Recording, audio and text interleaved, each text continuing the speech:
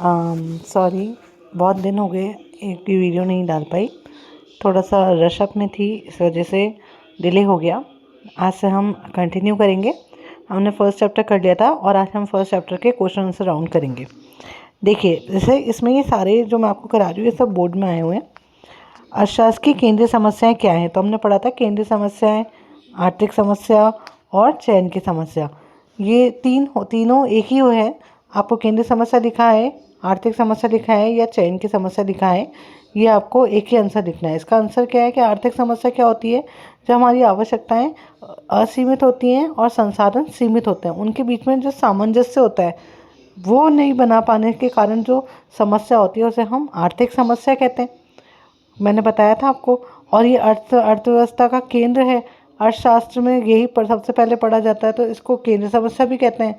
और तीसरी बात ये कि इसमें हम चयन करते हैं अलग अलग वस्तुओं का, अलग अलग तकनीक का और किसके लिए उत्पादन करना है उनका, तो इसे हम चयन की समस्या भी कहते हैं। तो आप कारण में जो आपने अभी मैंने आपको डेफिनेशन बताई वही आप कारण में लिखेंगे, और ये हम पहले डिस्कस कर चुके हैं, तो अब आपको आ गया होगा। फिर देखिए नेक्स्ट क्वेश्चन है कि उपलब्ध संसाधनों की मात्रा तथा प्रौद्योगिकी ज्ञान।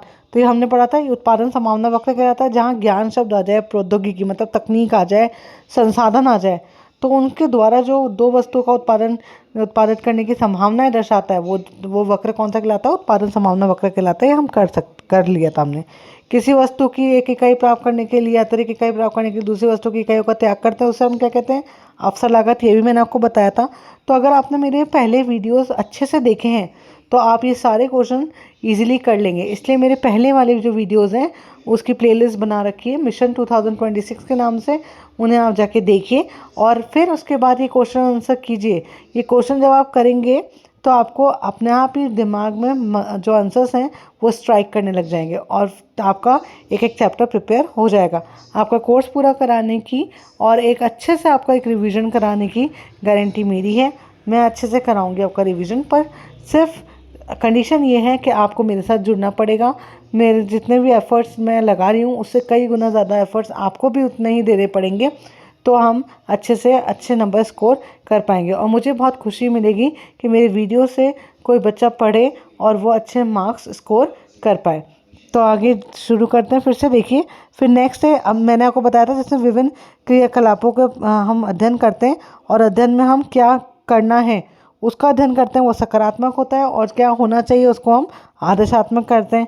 ये जो क्वेश्चंस लिखे हुए हैं ये सारे शॉर्ट क्वेश्चंस में आए हैं, मतलब टिक मार्क वाले में। हमने यहाँ ऑप्शंस नहीं लिखे, डायरेक्ट क्या लिख दिए थे? आंसर लिख दिए। फिर उसके बाद जहाँ पर जिसमें एक इकाई या दो इकाई का अध्ययन होता है वो कौन सी शाखा है अर्थशास्त्र की? वो व्यष्टि है। जहाँ समस्त, कुल या समग्र का अध्ययन होता है वो समष्टि है। जहाँ राष्ट्रीय आय का अध्ययन होता है, जहाँ राष्ट्रीय आय है, कुल उत्पादन है, जहाँ कुल शब्द आ जाए या बहुत सारी चीज़ों को मिलाकर कोई एक शब्द आ जाए, जैसे राष्ट्र क्या है तो राष्ट्र बड़ा है, तो वो सब किस में आएगा? समष्टि में आएगा। हमें पता है कि अर्थशास्त्र के चाहे जनक हो चाहे आधुनिक जनक हो, वो कौन से कहलाएंगे? Adam Smith. उनकी बुक का नाम वेल्थ ऑफ नेशन, कब आई? 1776 में। ठीक है। अर्थशास्त्र के आर्थिक कल्याण का उद्देश्य किस में था? तो आर्थिक कल्याण सिर्फ समाज करता है, और समाज वाला कौन सा होगा? सरकारी होगा, और सार्वजनिक कहलाते हैं उसको।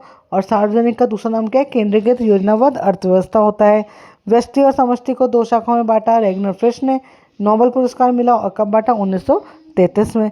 अर्थशास्त्र की दो शाखाओं को बताई थी मैंने आपको। अब कीन्स की बुक का नाम, ये हर बार पूछा जाता है, तो कीन्स की बुक का नाम क्या है? जो जनरल थ्योरी ऑफ EMI लिख दो आप, तो EIM, ई मतलब एम्प्लॉयमेंट, आई मतलब इंटरेस्ट और एम मतलब money. The theory of employment, interest and money कब आई थी? 1936 में आई थी। ठीक है। उसके बाद सभी जो आर्थिक संसाधन हैं उनका हम प्रयोग जब करते हैं तो किस कारण से रह जाता है? आर्थिक समस्या का मतलब क्वेश्चन पूछना जा रहा है आर्थिक समस्या का कारण क्या है, तो हम बता सकते हैं कि असीमित आवश्यकताएं हैं और हमारी सीमित संसाधन हैं। ठीक है।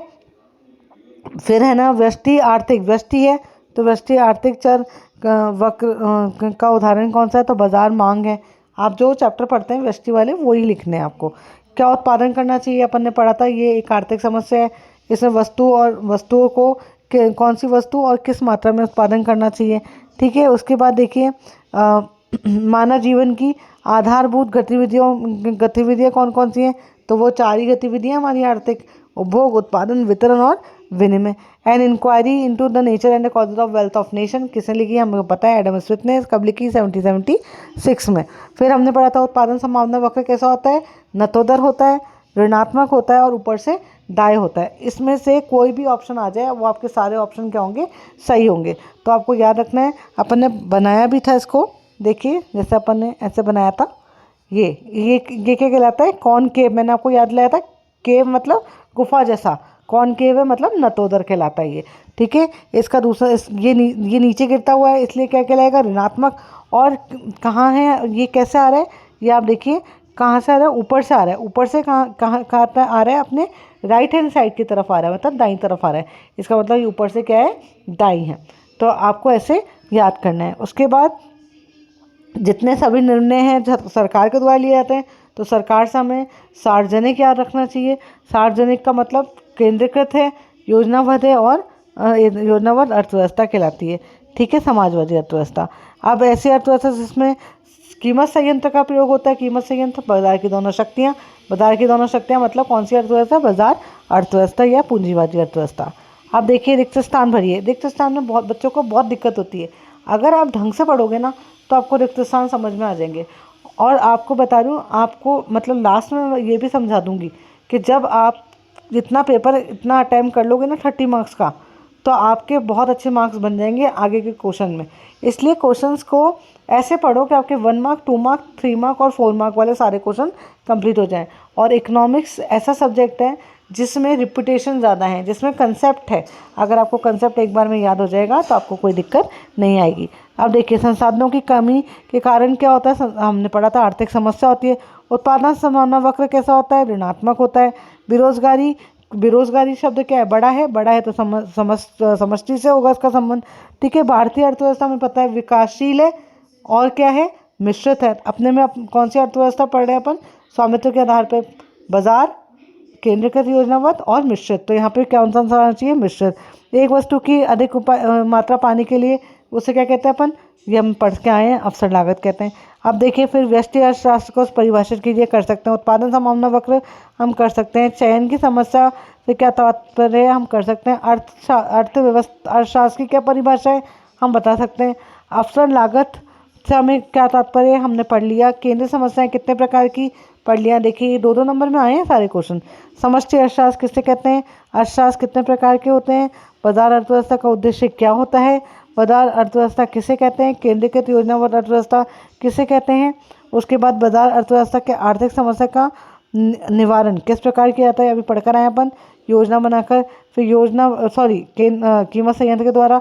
योजनाबद्ध का उद्देश्य क्या है? सामाजिक कल्याण करना है।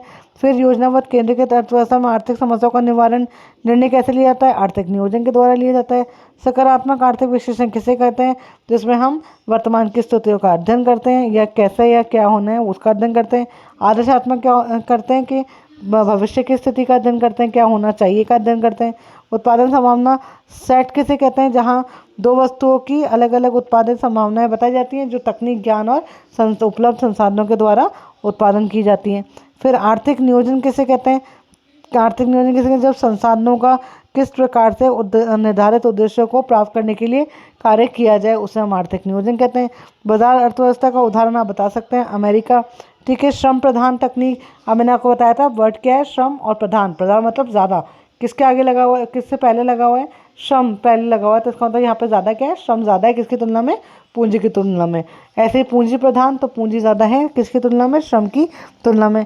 आर्थिक समस्या उत्पन्न क्यों होती हैं? अपने दो ही कारण हैं, आवश्यकताएं असीमित है, संसाधन सीमित है।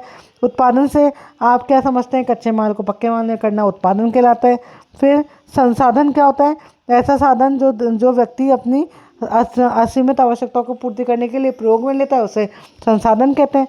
ठीक है, उपभोग क्या होता है? वस्तु और सेवाओं को प्राप्त कर उपभोक्ता अपनी आवश्यकताओं की पूर्ति कर संतुष्टि प्राप्त करता है, उसको उपभोग कहते हैं।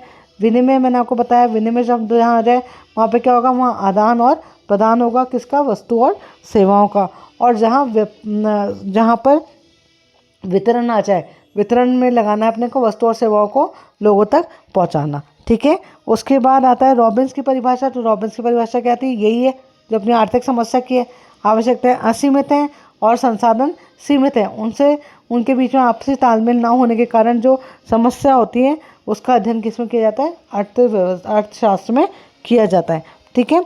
अब देखिए निबंधात्मक प्रश्न 4 नंबर वाले 3 और 4 ये जरूर आता है। व्यष्टि और समष्टि अर्थशास्त्र के बीच में अंतर 4 नंबर में, ये आप जरूर कर लीजिए। अपन अंतर बता सकते हैं अच्छे से। एक में एक या दो इकाई का अध्ययन, एक में समष्टि इकाइयों का अध्ययन होता है। इसका दूसरा नाम कीमत निर्धारण का सिद्धांत है। और समष्टि का दूसरा नाम क्या है? बताया भी था आपको, राष्ट्रीय आय, कुल उत्पादन और पूर्ण रोजगार का सिद्धांत। ठीक है। इसमें हम व्यक्तिगत फर्मों का, उद्योगों का अध्ययन करते हैं। इसमें हम राष्ट्र की आय, आर्थिक मंदी, बेरोजगारी का अध्ययन करते हैं। ठीक है। इसमें आंशिक संतुलन होता है और समष्टि में सामान्य संतुलन होता है। इसमें मांग और पूर्ति होते हैं और समष्टि में क्या होता है? समष्टि में समग्र मांग और समग्र पूर्ति का प्रयोग किया जाता है। ठीक है। अब केंद्रीकृत योजनाबद्ध अर्थव्यवस्था और बाजार अर्थव्यवस्था के बीच में बता सकते हो। केंद्रीकृत में सरकार का स्वामित्व होता है, बाजार में निजी का होता है। केंद्रीकृत का उद्देश्य क्या बताया था? सामाजिक कल्याण, बाजार में लाभ कमाना। केंद्रीकृत में आर्थिक समस्या का निवारण कीमत संयंत्र के द्वारा और केंद्रीकृत में आर्थिक नियोजन के द्वारा और बाजार में कीमत संयंत्र के द्वारा। उदाहरण लिख दीजिए। फिर देखिए अर्थशास्त्र की केंद्रीय समस्या क्या है, अभी बता दी थी आपको। पहले लिखना है क्या है, फिर क्या क्या कारण है, जैसे इसमें लिखा हुआ है, देखिए जैसे इसमें लिखा हुआ है वैसे लिखना है क्या क्या कारण है। फिर केंद्रीय समस्याओं के कितने प्रकार हैं? तो 3 प्रकार की बताई थी। ये देखिए इसमें जैसे वैसे मेंशन कर रखा है, वैसे वैसे आप ऐसे के एज इट इज लिख भी देंगे जैसे आपको मैंने पढ़ाया है, तो आपके अच्छे नंबर आएंगे। फिर देखिए उत्पादन संभावना वक्र किसे कहते हैं? रेखा चित्र के साथ समझाइए। तो आप उत्पादन संभावना की डेफिनेशन लिखेंगे, फिर ये वक्र बनाएंगे, फिर एक टेबल बनाएंगे। टेबल बनाने के बाद इस टेबल का एक्सप्लेनेशन कर देंगे। एक्सप्लेनेशन करना मैंने आपको सिखा दिया था। और इसी के साथ अपना चैप्टर फर्स्ट कंप्लीट हो गया। इसके क्वेश्चंस मैंने आपको एक बार करवा दिए हैं। आई होप आपको समझ में आए होंगे। आप आज से इतना कीजिए कि सारे पहले बोर्ड के पेपर्स का प्रिंट आउट निकाल कर जैसे जैसे जो जो चैप्टर आप करते जा रहे हैं उस चैप्टर के क्वेश्चन सॉल्व कर दीजिए। या फिर आप सेकंड ऑप्शन आपका ये भी है कि आप पहले मेरे साथ चैप्टर कर लीजिए, फिर एक एक ईयर का बोर्ड का पेपर और मॉडल पेपर निकाल कर आप क्वेश्चन करते जाइए। तो सबसे जो भी आपको सही लगे और आपको अच्छा लगे वैसे कार्य कीजिए और ऐसे ही समझते रहिए, बढ़ते रहिए। और मेरी यही होप है कि आप बहुत अच्छे नंबर लेकर आएँ। और कोशिश मेरी यही है कि हर बच्चा इकोनॉमिक्स में अच्छे नंबर लाए। इकोनॉमिक्स कोई टफ सब्जेक्ट नहीं है, पर बस हमारे पढ़ने का तरीका अच्छा होना चाहिए, प्रेजेंटेशन सही होना चाहिए, समझ में आना चाहिए, रटना इसमें कुछ भी नहीं है। इसी के साथ इसको अगर अच्छा लगे तो लाइक कीजिए, शेयर कीजिए और सब्सक्राइब कीजिए। Thank you so much. कल फिर मिलते हैं सेकंड चैप्टर के साथ।